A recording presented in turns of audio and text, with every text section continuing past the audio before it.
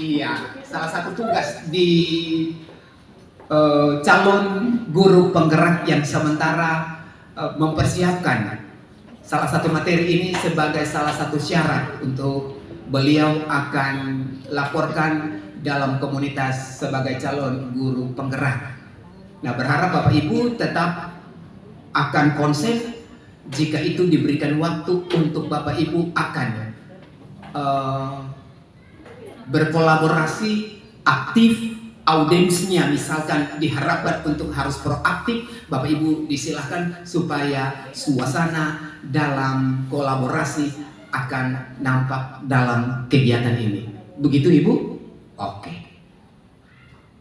Disilahkan.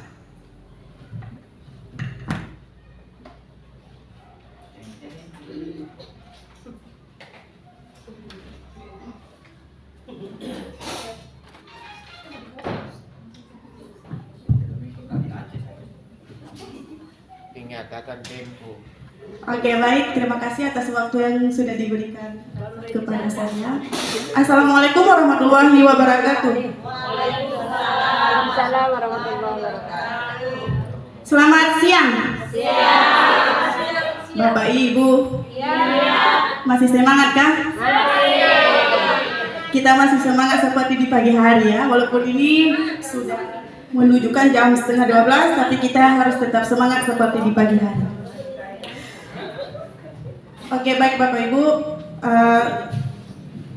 puji syukur saya panjatkan kehadirat Allah Subhanahu wa Ta'ala, yang mana pada siang hari ini kita masih diberikan nikmat sehat, kesempatan dan umur panjang sehingga kita dapat berkumpul untuk mengikuti praktek baik pada siang hari ini. Ya, saya ucapkan terima kasih untuk Bapak Kepala Sekolah, untuk rekan-rekan guru semua. Selama saya sudah beberapa bulan ini saya mengikuti program guru penggerak, Bapak Ibu sudah memberikan saya motivasi, dukungan, dan memfasilitasi saya dalam program ini. Dan terima kasih juga saya ucapkan untuk Bapak Ibu semua yang sudah meluangkan waktu untuk hadir pada kegiatan pada siang hari ini. Bapak Ibu, ini adalah aksi nyata saya di modul 1.4 yang beberapa modul sudah saya lalui. Ini adalah modul terakhir saya di modul 1, yaitu tentang budaya positif. Jadi di sini saya ditugaskan untuk mendiseminasikan kepada Bapak Ibu tentang penyebaran pemahaman dan pengalaman penerapan budaya positif.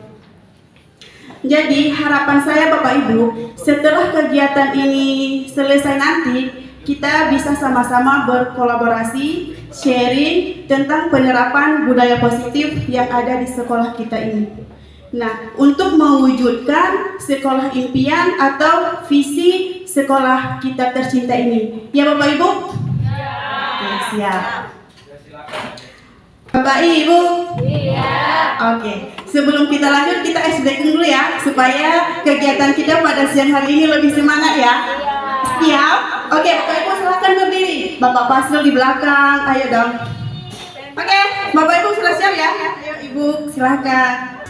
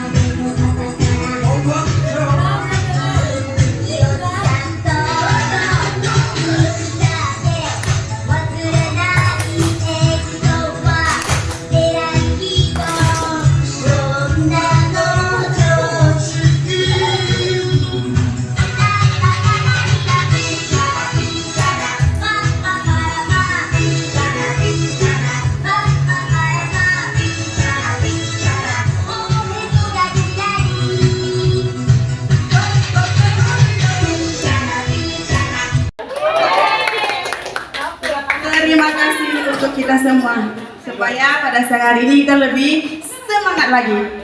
Bapak Ibu. Iya. Sekarang nih Bapak Ibu. Iya. Bagaimana? Capek kan? Capek. Tidak capek. Oke, baik Bapak Ibu. Sekarang kita lanjut ke materi kita pada siang hari ini tentang menyebarkan pemahaman dan pengalaman budaya positif. Dah. Pertama, saya ucapkan selamat datang untuk para guru hebat. Mari belajar bersama, berkolaborasi, saling mendukung demi mewujudkan disiplin positif di sekolah kita yang tercinta ini.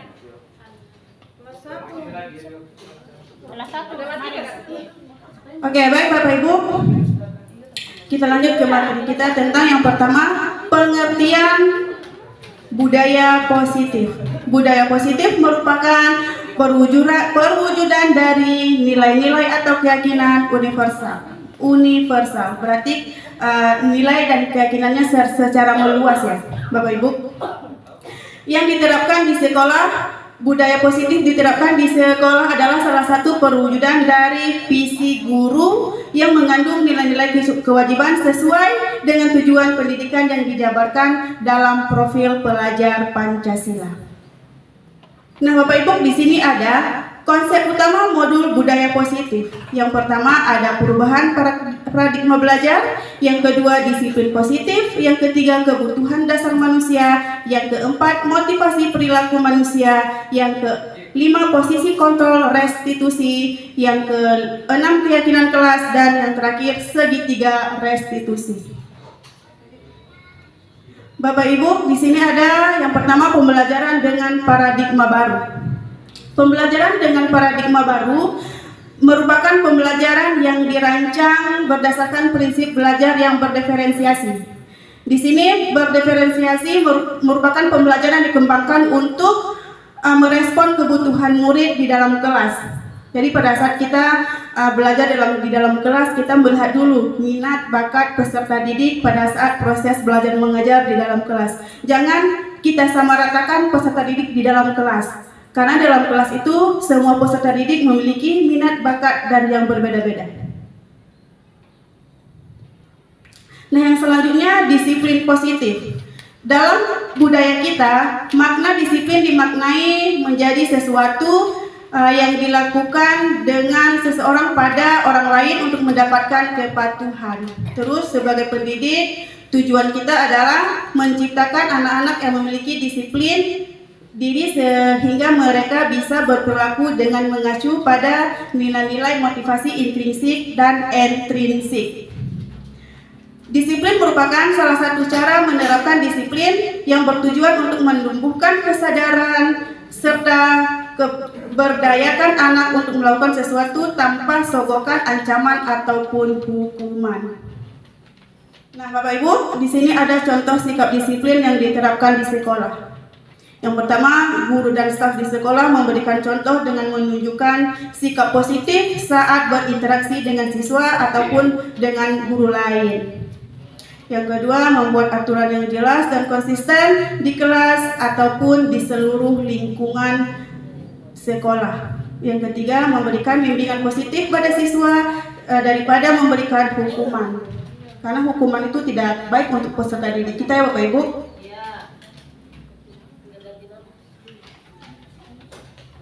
Nah, yang selanjutnya kebutuhan dasar manusia. Kebutuhan dasar manusia adalah segala sesuatu yang kita lakukan untuk mendapatkan apa yang kita inginkan. Seluruh tindakan yang kita lakukan memiliki tujuan. Nah, pada saat peserta didik melakukan kesalahan, mungkin mereka itu memiliki tujuan tertentu. Nanti pada saat mereka melakukan kesalahan, kita tanya dulu apa tujuannya, untuk apa. 5 kebutuhan dasar manusia. Bapak Ibu, di sini ada 5 kebutuhan dasar manusia. Yang pertama, kebutuhan bertahan hidup. Pada saat manusia untuk bertahan hidup itu mereka membutuhkan makanan, pakaian, tempat tinggal, keamanan, dan kesehatan. Itu kan yang diperlukan oleh makhluk hidup supaya mereka bisa hidup sehat, sejahtera di atas dunia. Dan yang kedua, kasih sayang dan rasa diterima. Nah, di sini mereka memerlukan rasa diterima, diperdulikan, berbagi, kerjasama, menjadi bagian dalam kelompok.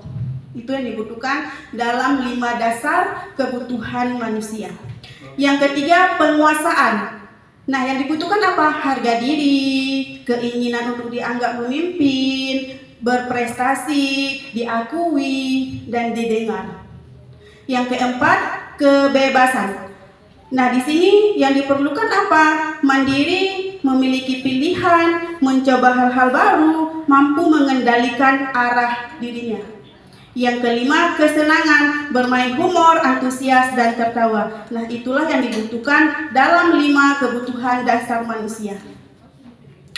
Motivasi perilaku manusia. Motivasi merupakan dorongan yang timbul pada diri seseorang secara sadar atau tidak sadar untuk melakukan sesuatu tindakan dengan tujuan yang tertentu. Yang pertama, untuk menghindari ketidaknyamanan atau hukuman. Murid melakukan disiplin karena ia takut dihukum. Itu namanya motivasi intrinsik. Berarti kalau motivasi intrinsik itu tidak terlalu bagus. Tidak terlalu bagus. Yang kedua, mendapatkan imbalan atau penghargaan dari orang lain. Murid melakukan disiplin karena ia ingin mendapatkan imbalan. Ini merupakan juga motivasi intrinsik. Dan selanjutnya, menghargai nilai-nilai kebajikan diri sendiri. Murid melakukan disiplin karena ia sadar akan nilai-nilai kebajikan di dalam dirinya. Itu baru termasuk nilai intrinsik. Nah, Bapak Ibu, di sini ada konsep disiplin dengan identitas gagal. Bapak Ibu bisa lihat. Yang pertama di sini ada hukuman. Nah, ini kan tadi konsep disiplin dengan identitas gagal, toh? Nah, pada saat kita mendisiplinkan mereka, tapi masih rasa dengan kegagalan. Yang pertama di sini hukuman. Pada saat itu mungkin kita memberikan hukuman menyakitkan kepada peserta didik, terus tidak ada kenyamanan. Terus murid takut. Nah, pada saat kita memberikan disiplin, nah kamu harus ini ya. Nah, mereka kan merasa takut pada saat kita memberikan disiplin. Itu yang dikatakan di dalam konsep disiplin dengan identitas gagal. Terus murid menyembunyikan kesalahan, murid menjadi rendah diri. Penghargaannya apa? Tidak efektif, merusak hubungan, mematikan kreativitas anak, menghukum dengan sistem ranking, merampas hak menghargai dirinya sendiri. Nah, di sini ada juga konsep disiplin dengan identitas sukses. Nah, pada saat kita mendisiplinkan anak itu, kita merasa sukses, ataupun anak-anak itu dia merasa sukses dengan apa yang sudah kita terapkan kepada mereka.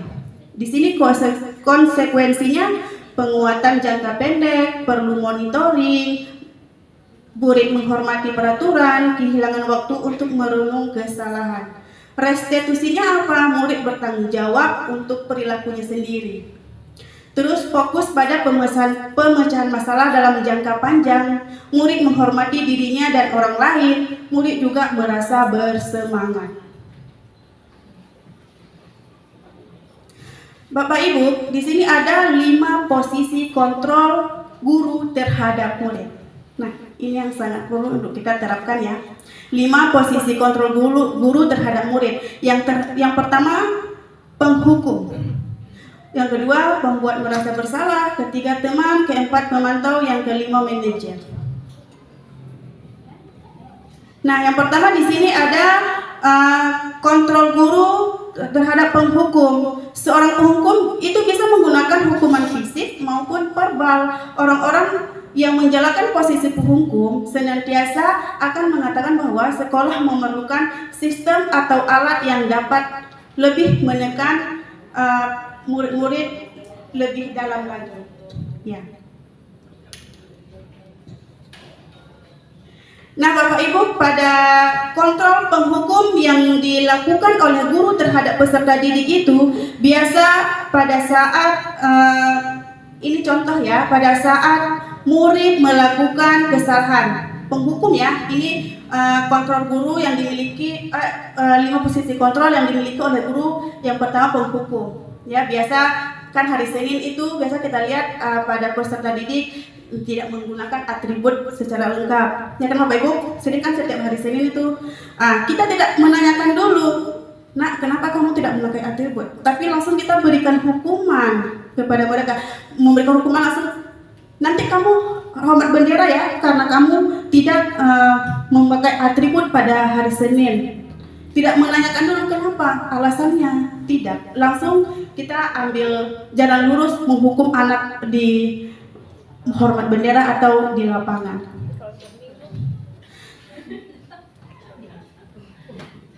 Nah, pertanyaan yang sering dikatakan guru kepada siswanya apa? Awas ya, kalau kamu tidak melakukan itu, nanti kamu akan Bapak atau Ibu guru pukul ya. Awas ya, kalau kamu tidak mengerjakan tugas, nanti kamu akan Ibu guru keluarkan dari kelas ya. Sebenarnya begitu tidak boleh Bapak Ibu. Itu sikap penghukum yang dilakukan oleh seorang guru. Ya. Nah, setelah kita berkata seperti itu kepada peserta didik, hasilnya apa? Apa yang didapatkan oleh peserta didik? Peserta didik akan memberontak. Bisa-bisa dia akan mengeluarkan sikap pendendam kepada guru tersebut, ya. Terus dapat menyalahkan orang lain. Nah, itu yang disebut dengan posisi guru dalam posisi pengontrol penghukum ya, Bapak Ibu. Terus yang kedua yaitu pembuat merasa bersalah. Nah, ini posisi kontrol guru termasuk dalam pembuat merasa bersalah. Pada posisi ini biasanya guru akan bersuara lebih lembut. Nah, pembuat rasa bersalah tidak akan menggunakan keheningan yang membuat orang lain merasa tidak nyaman, bersalah atau rendah diri. Nah, di sini biasa apa yang dilakukan guru terhadap peserta didik? Bagaimana cara dia berkata terhadap peserta didik? Misalnya begini, "Kamu sudah mengecewakan ibu atau bapak." Pada saat mungkin dia tidak mengerjakan tugas atau tidak mengumpulkan tugas. Terus kita mengatakan begini, "Kamu kenapa tidak mengumpulkan tugas? Kamu hari ini sudah membuat ibu guru kecewa atau bapak guru kecewa." Berarti hasil yang didapatkan oleh anak apa? Menyangkal, terus berbohong. Nah, dia yang pada saat yang dianti yang ada cuma, "Maafkan saya Bu Guru." Pasti begitu ya Bapak Ibu? Iya kan? Lupa Bu Guru. "Bu Guru, maaf ya Bu Guru." Pasti begitu. Iya kan? Itu pembuat merasa bersalah. Iya. Iya, nanti itu karena dia selalu menyangkal, berbohong. Padahal mungkin kemudian dia asik bermain. Padahal di sekolah dia berbohong. "Bu Guru, tadi malam saya banyak alasan yang diberikan oleh peserta didik kepada kita." Biasa kan begitu Bapak Ibu? Iya. Terus yang ketiga, teman. Guru pada posisi ini tidak akan menyakiti murid, namun akan tetap berupaya mengontrol murid melalui persuasi. Posisi teman pada guru bisa negatif ataupun positif.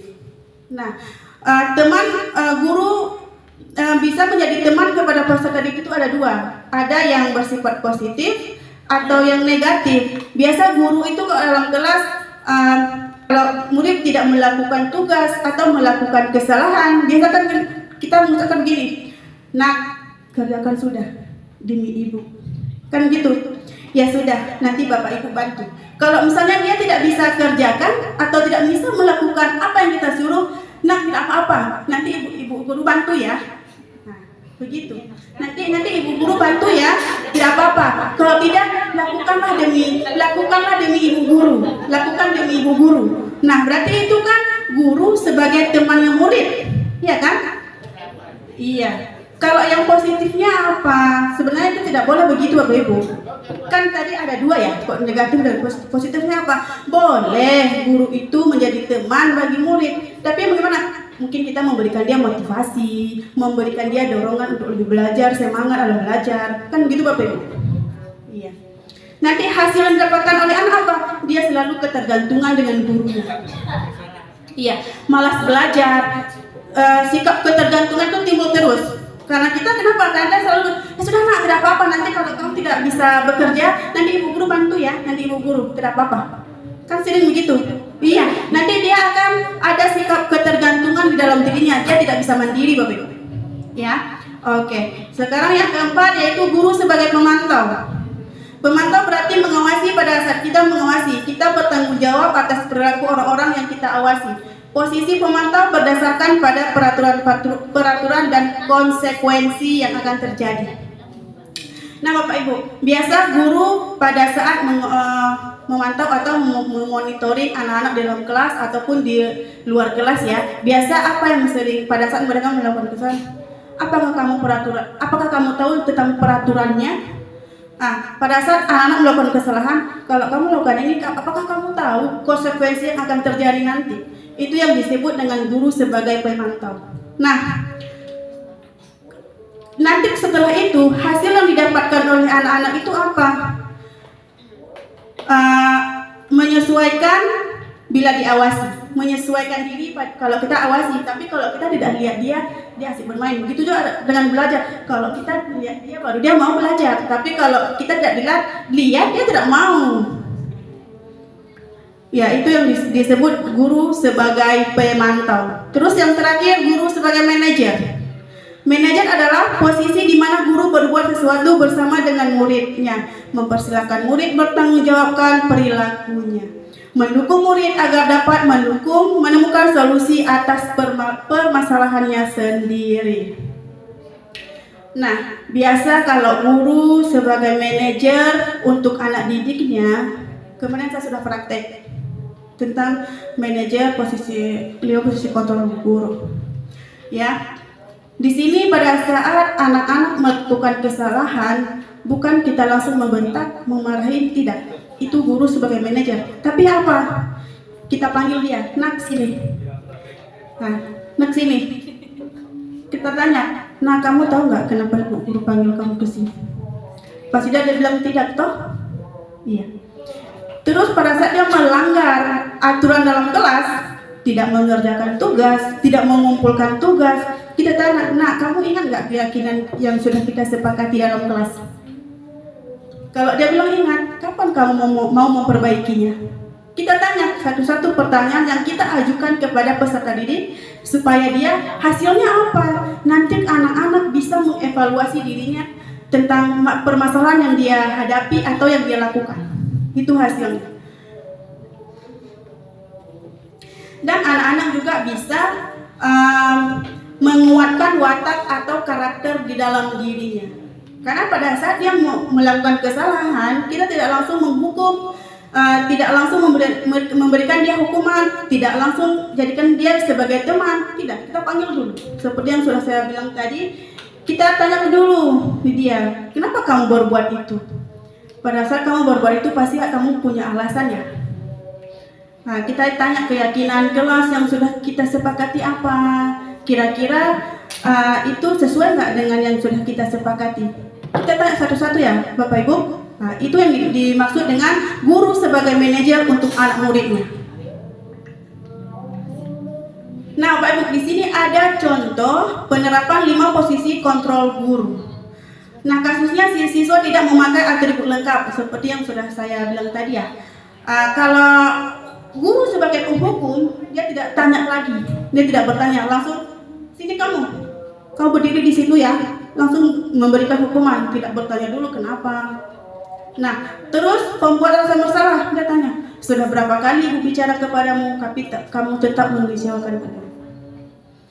Nah, kita tanya ke dia pada saat dia tidak memakai atribut. Nah, ibu guru kan sudah sampaikan, setiap hari Senin ibu guru berdiri di tengah-tengah, ibu guru selalu bilang, setiap hari Senin itu harus memakai atribut yang lengkap. Tapi kenapa hari ini kamu juga tidak memakai? Tapi kamu kan sudah mengecewakan ibu guru lagi. Itu yang disebut dengan pembuat merasa bersalah. Terus manajer yang seperti yang saya bilang tadi, apakah kamu tahu kesalahanmu? Kira-kira bagaimana untuk memperbaiki kesalahan itu? Nah, kita tanya dulu kesalahannya. Ya, itu yang disebut dengan guru sebagai manajer. Bapak Ibu, di sini ada video, nanti kita sama-sama menyaksikannya ya, tentang 5 posisi kontrol guru terhadap murid. Sama-sama kita saksikan 5 posisi kontrol guru. Selamat menonton.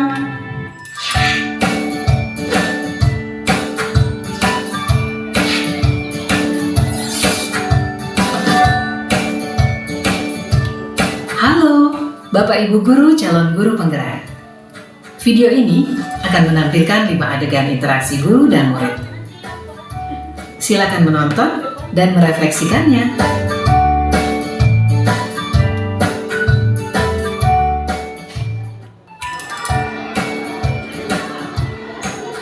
Pagi anak-anak, silakan PR yang kemarin Ibu berikan diletakkan di meja. Anton, kamu sudah mengerjakan belum? Belum mengerjakan saya, Bu. Kamu selalu ya nggak ngerjain PR. Sekarang kamu duduk di depan, lalu tulis. Saya berjanji tidak akan mengulangi lagi. Saya berjanji akan berusaha menjadi murid yang rajin belajar sampai pelajaran saya selesai.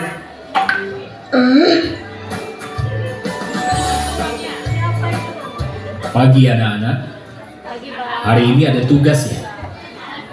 Ada yang belum mengerjakan? Anton, kamu sudah mengerjakan? Belum, Pak. Kamu nggak ngerjain tugas ya?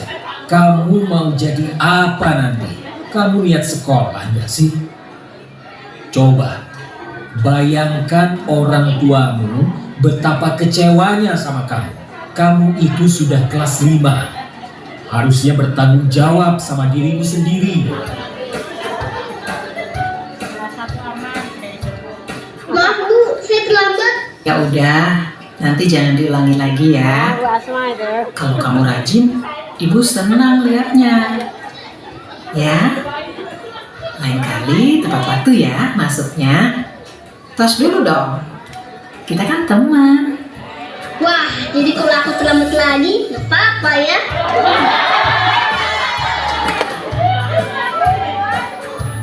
Kamu kok nggak pakai baju olahraga? Bapak catat, kamu sudah 3 kali loh nggak ikut olahraga bulan ini. Iya, Pak. Udah 3 kali berarti saya dapat sanksi, Pak.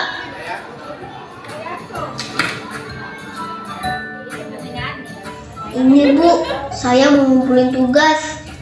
Maaf ya, Bu, saya terlambat ngumpulin tugas. Kenapa kamu terlambat mengumpulkan tugas? Iya, Bu, saya kalau sore bantuin Ibu jaga warung, nggak sempat ngerjain tugas. Kira-kira nih, apa yang bisa kamu perbaiki supaya kamu bisa mengerjakan tugas tepat waktu? Coba, kapan biasanya kamu membantu ibu jualan? Jam 6 sampai jam 8 malam, Bu. Bagaimana kalau kamu membuat jadwal? Kapan kamu akan mengerjakan tugas? Oh gitu ya, Bu. Saya coba deh, Bu. Terima kasih, Bu.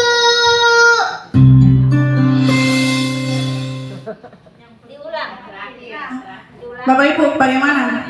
Itu 5 posisi kontrol guru. Menurut Bapak Ibu, atau kita sama-sama merefleksikan ya. Kalau Bapak Ibu, posisi kontrol yang mana yang harus selalu kita terapkan di dalam diri kita sebagai guru? Sebagai manajer. Ya, seperti yang sudah saya jelaskan tadi, pada saat anak-anak membuat kesalahan itu jangan langsung kita menghukum atau kita tanya dulu kenapa, apa alasannya, keyakinannya, gitu Bapak Ibu. Kalau sudah lebih 3 kali bagaimana? Sudah lebih dari 3 kali. Maksudnya gimana? Dia melakukan hal yang salah yang 3 kali selama perubahan. Berturut-turut tidak Maksudnya berturut-turut anak itu tidak kita panggil, kita harus berbicara 4 mata dengan anak itu. Kita panggil dia. Iya, nanti kita tanya, kamu tahu nggak kenapa ibu guru panggil kamu ke sini? Iya, setelah itu kita tanya lagi. Setelah dia menemukan kesalahan yang kira-kira setelah ini solusinya apa?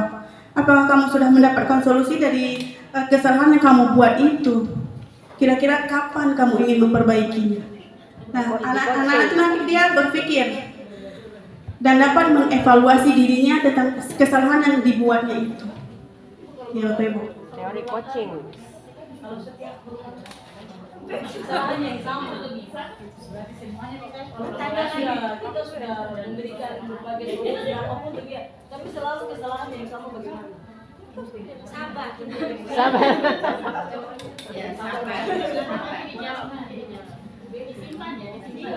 Oke Bapak Ibu, sekarang kita lanjut dengan keyakinan kelas. Keyakinan kelas merupakan sesuatu yang dapat diterapkan di lingkungan kelas tersebut. Pembuatan keyakinan melibatkan semua warga sekolah. Melalui kegiatan curah pendapat, keyakinan kelas ditinjau kembali dari waktu ke waktu.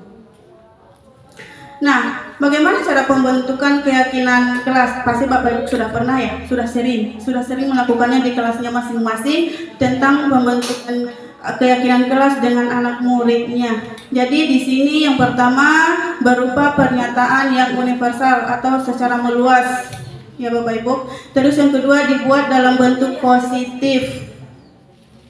Yang ketiga sedikit saja agar mudah diingat. Keyakinan kelas itu tidak usah banyak-banyak, sedikit aja. Yang penting anak-anak itu bisa diterapkan dan diingat apa keyakinan kelasnya. Nanti pada saat dia melakukan kesalahan kita tanya lagi keyakinan kelas yang sudah kita sepakati supaya anak-anak itu mudah mengingatnya. Yang keempat, sesuai dengan kondisi kelas dan sekolah agar mudah diterapkan. Yang kelima, semua warga kelas atau sekolah dilibatkan saat membuat. Ya Bapak Ibu, tadi semua anak-anak dalam kelas itu semua kita libatkan, kita tanya semua pendapat mereka. Apa kira-kira keyakinan kelas mereka yang ingin kita buat bersama.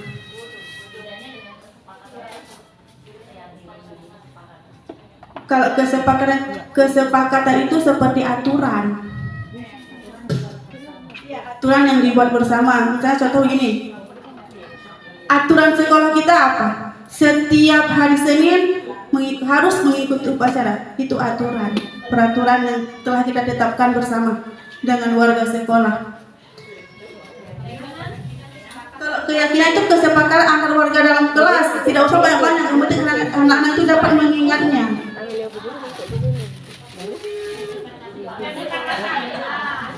Kalau kesepakatan itu seperti aturan, misalnya contoh di luar, Pak polisi bilang kamu harus mengendarai motor itu kamu harus menggunakan helm. Itu aturan dan keyakinan? Aturan. Sama dengan kesepakatan yang sudah ditetapkan. Kesepakatan yang sudah ditetapkan.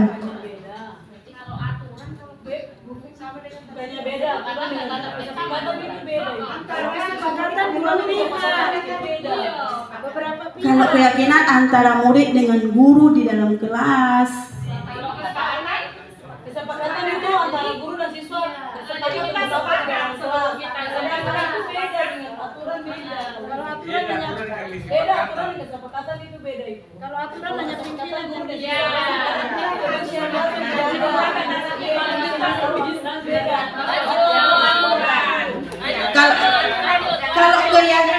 Kalau keyakinan itu, misalnya keyakinan kita pada bertanggung jawab, jujur, disiplin. Itu kan sebuah keyakinan juga tahu dengan anak-anak yang kita buat di dalam kelas. Ya hampir sama. Hanya beda cara membuatnya saja.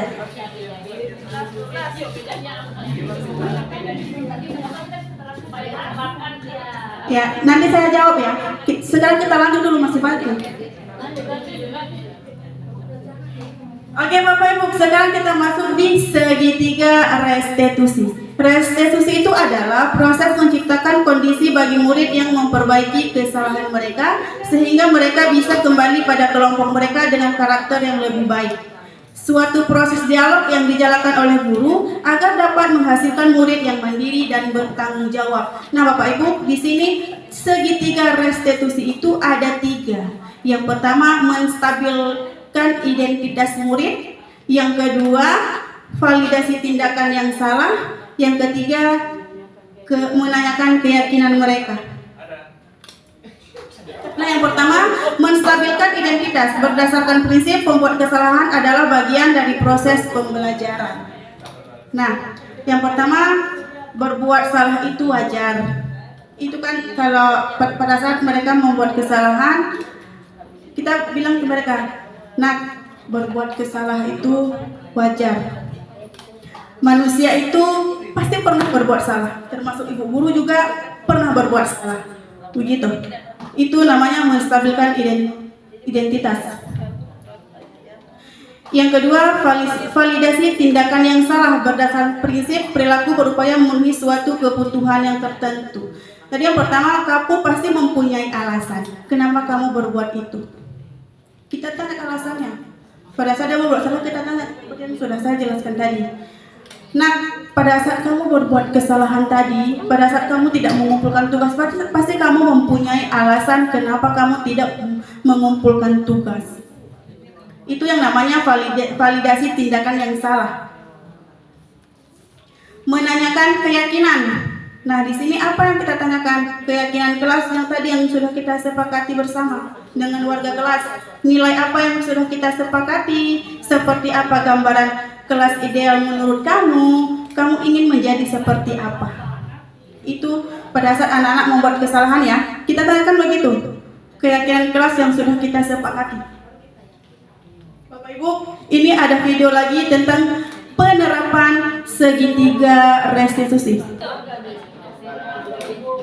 Kasus 1. Siswa makan pada Ini adalah saat jam pelajaran. kasus ya.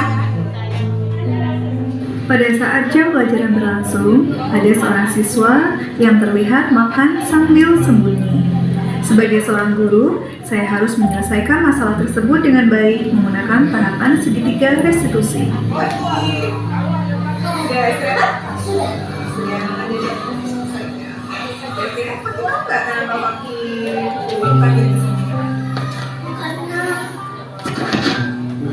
Iya, masa di sini kelasnya pada saat jam pelajaran ya.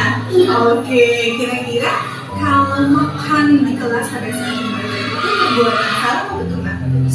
Salah, iya. Tapi sebenarnya makan itu adalah kebutuhan manusia.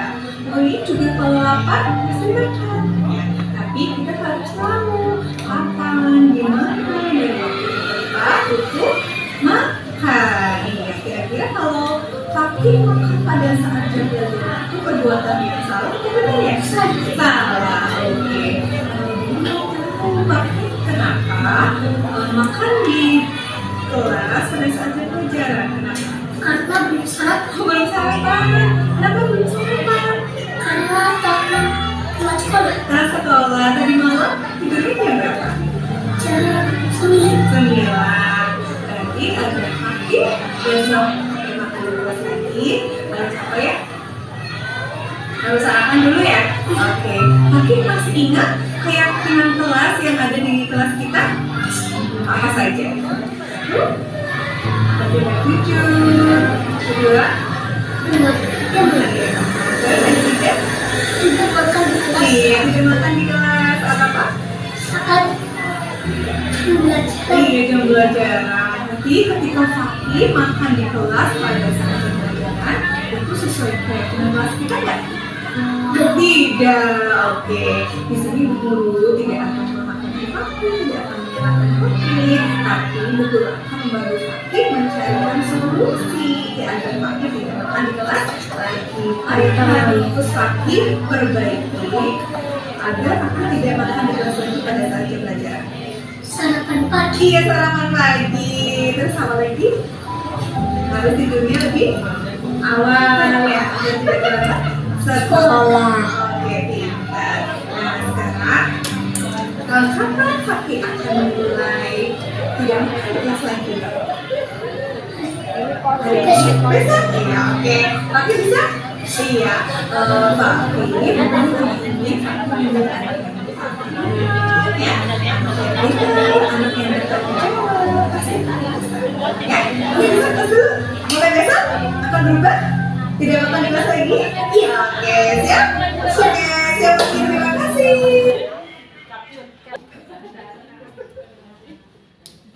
Ya, Bapak Ibu, itu adalah contoh penerapan segitiga restitusi antara guru dan muridnya. Yang pertama tadi dia pada saat dia panggil, yang pertama dia menstabilkan identitas, terus validasi tindakan yang salah, yang terakhir baru menanyakan keyakinan murid. Dan akhirnya apa? Murid bisa mengevaluasi dirinya tentang perbuatan yang dia lakukan di kelas. Iya, dia berjanji tidak akan mengulangnya lagi.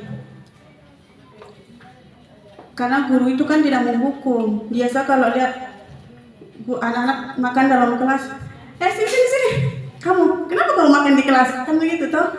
Biasa kita lakukan di dalam kelas, pasti kita marah-marah. Karena kenapa pada saat kita kasih materi anak-anak tidak fokus dan kita juga sudah hilang konsentrasi. Ya kan Bapak Ibu guru?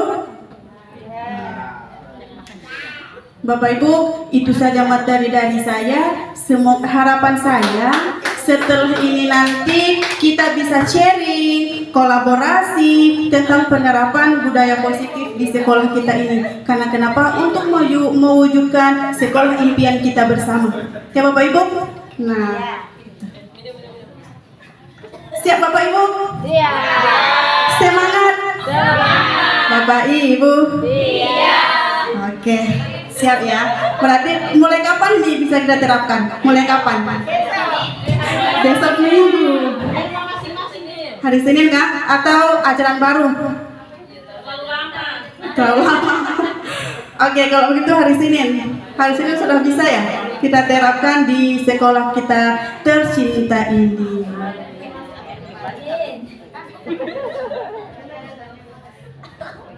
Kasih aplaus. Ya, berikan aplaus dulu buat pemateri kita hari ini. Jadi itu saja. Ada lagi mungkin pertanyaan yang masih belum terjawab tadi? Sudah ya? Oke, baik. Mungkin demikian itu saja. Bapak Ibu, saya mau nanya nih, sayur apa yang paling enak? Kangkung. Kalau aku sih paling suka sayur toge. Apalagi together with you. Oke, intermezzo ya. Oke, next. Berikutnya kita akan melakukan sharing lagi. Tapi hari ini mungkin cukup karena Bapak Ibu juga mungkin ada kegiatan yang lain. Dan terima kasih untuk kehadirannya. Wassalamualaikum warahmatullahi wabarakatuh. Tepuk tangan buat kita semua. Tepuk salut. Jempol. Salut. Oke, baik. Terima kasih. Mungkin Bapak saya kembalikan ke Bapak.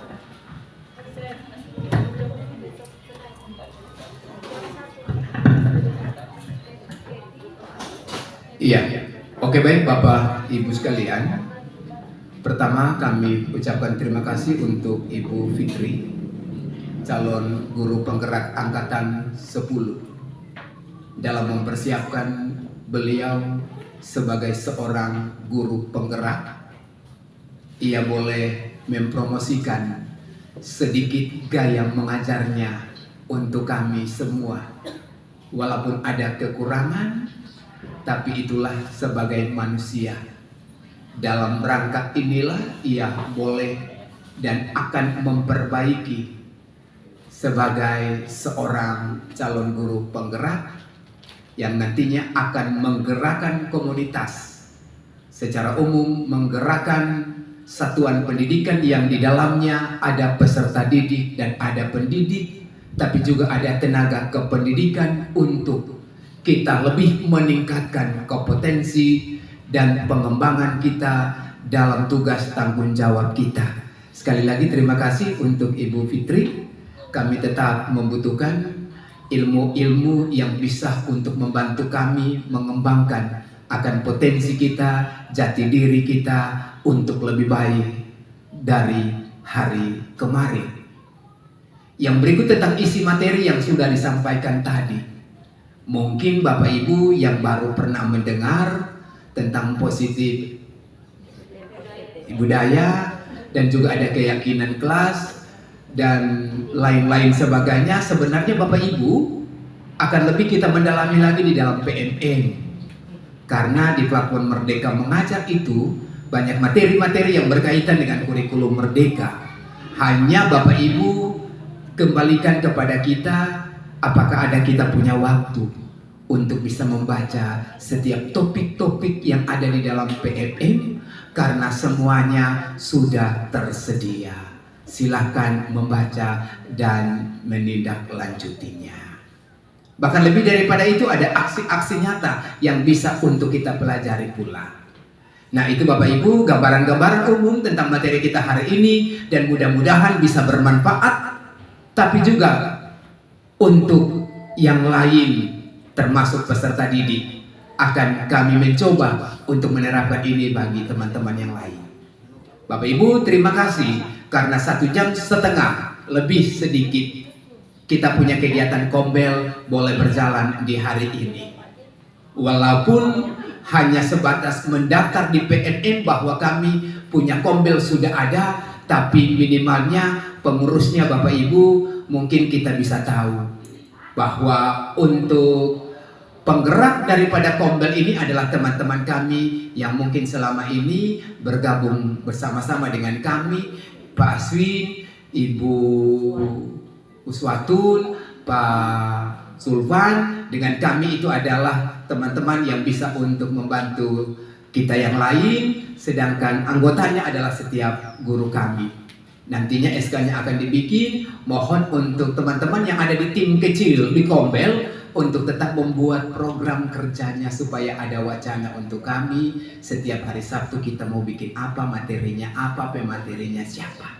Ada gambaran sedikit situ ya, supaya memang Kombel ini betul-betul menyentuh tujuan daripada Kombel, kemudian sasarannya ke siapa, materinya apa saja, dan segala kegiatan yang menyangkut dengan Kombel itu perlu untuk kita lampirkan dalam bentuk dokumentasi.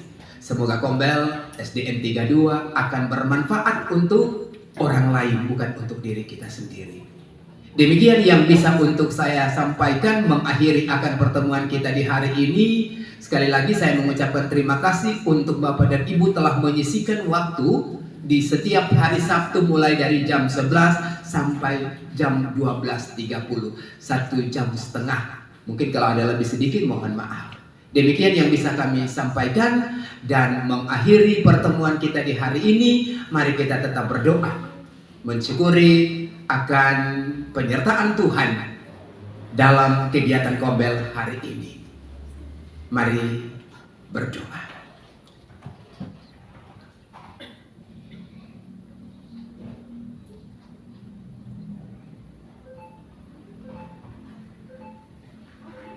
Berdoa selesai.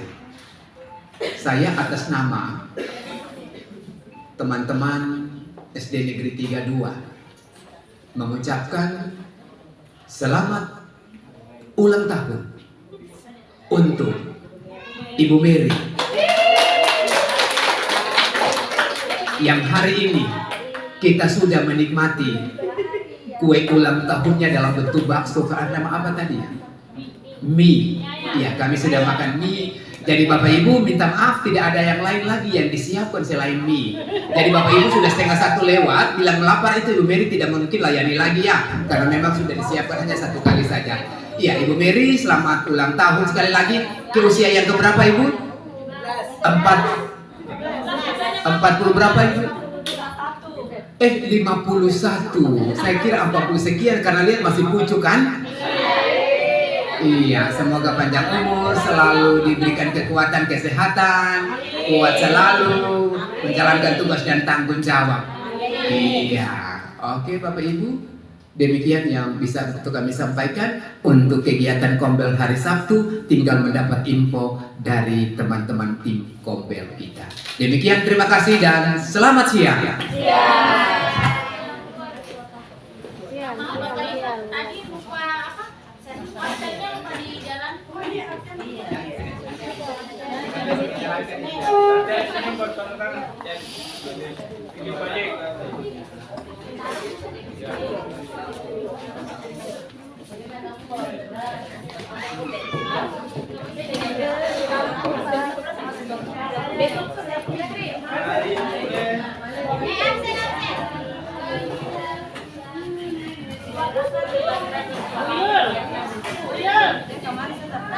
Mari tidak ada perubahan toh?